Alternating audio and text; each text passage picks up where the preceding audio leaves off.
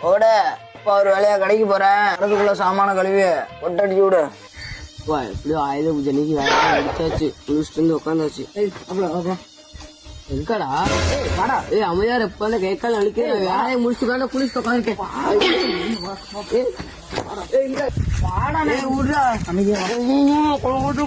உட்காரு, உன்னை குளிக்கணும். ஏய் குளிச்சுட்டேன்டா.